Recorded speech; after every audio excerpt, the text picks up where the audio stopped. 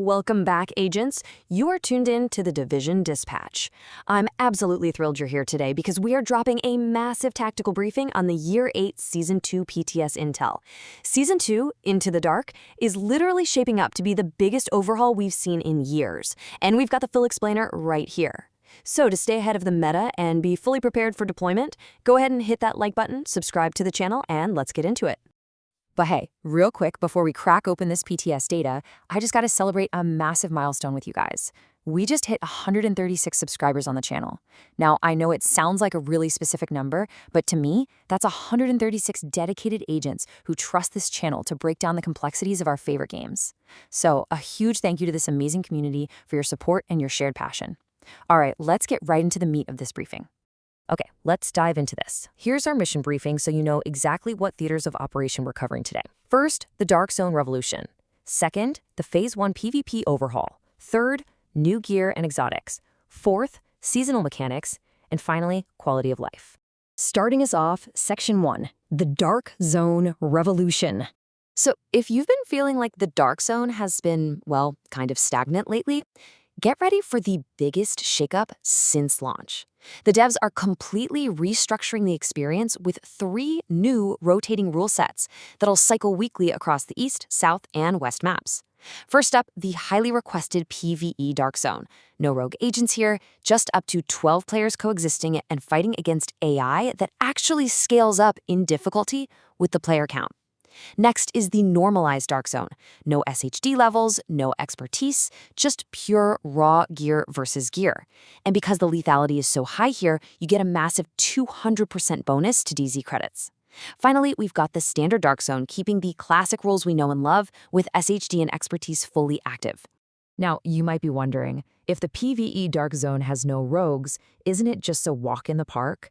Absolutely not. The devs had to keep the tension high, so enter Toxicity. This is a brand new survival mechanic that applies a progressive debuff to your agent the longer you hang out in the PvE Dark Zone. It literally forces you to plan strategic extractions instead of just endless farming. Oh, and to make those extractions even more insane, hunters now spawn right at the extraction zones. So you're battling a debuff and top-tier enemies just to secure your loot. Moving right along, Section 2, the Phase 1 PvP Overhaul. Make no mistake, this is the largest PvP rebalancing effort in the game's entire history, and this brilliantly illustrates what they're doing. Look, you can breathe a massive sigh of relief. Your carefully crafted PvE farming setups remain totally untouched, but on the PvP side, they've applied over 400 talent changes as PvP-only overrides. They are finally separating the sandboxes. This ensures that making PvP balanced doesn't ruin the crazy power fantasy of your PvE builds. Let's rapid fire through some of these specific meta shifts, because there's a lot. Tinkerer, completely disabled in PvP due to those persistent exploits. Determined is getting reworked in PvP into Perfect Determined to stop those unintended infinite kill chains. On the gear side, heavy hitters like System Corruption, the Catharsis Mask, and St. Elmo's Engine are all catching nerfs. The goal here is simple: increase the overall time to kill and make firefights way more tactical, rather than just instant deletions. Plus, they're rolling out a major anti-cheat update that features automated detection specifically targeting lag switchers. Shifting gears now, Section 3, new gear and exotics. With new rules of engagement, we obviously need new tools, and the PTS is showing off a fantastic mix. Division 1 vets, listen up. The legendary Caduceus exotic assault rifle is back. Its critical hits repair you and your entire team for 1.5% of the total damage dealt.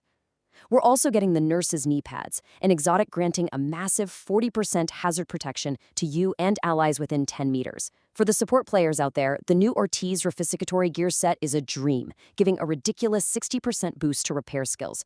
Plus, we've got a new brand set featuring the Vinifactor chest piece with perfect empathic resolve and the Mama Badger backpack with perfect safeguard. And real quick, beyond the exotics, I gotta mention 2 named weapons: the Insult to Injury LMG and the Brain Break Rifle. Both of these feature a brand new talent, amplifying your damage by a whopping 35% against confused enemies. If you build around crowd control and status effects, that raw power increase is gonna absolutely devastate enemy squads. Let's keep it moving. Section 4, the Seasonal Modifier. So Season 2 brings a global modifier called Cleaning Up the Streets, and it ties perfectly into that new PvE Dark Zone loop.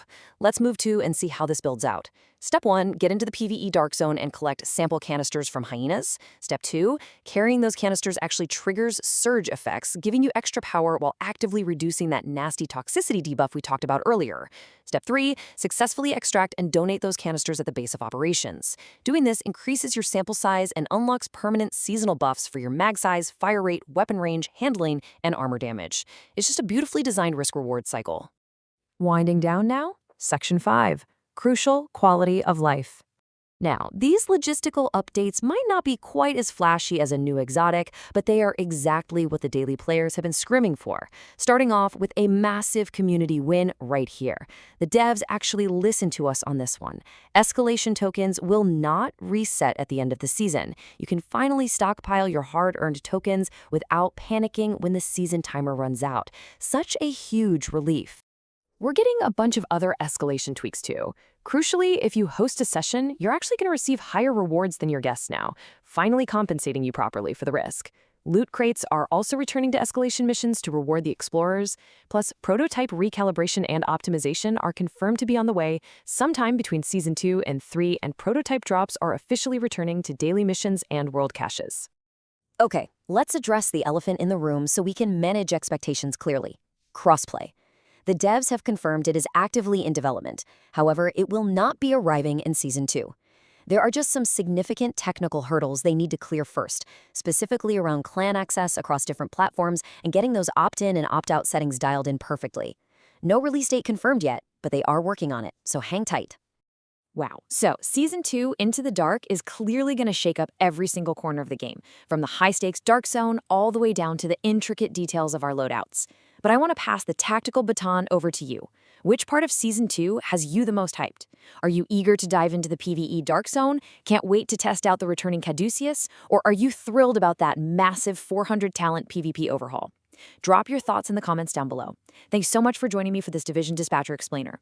Stay safe out there, agents, and I will see you in the field.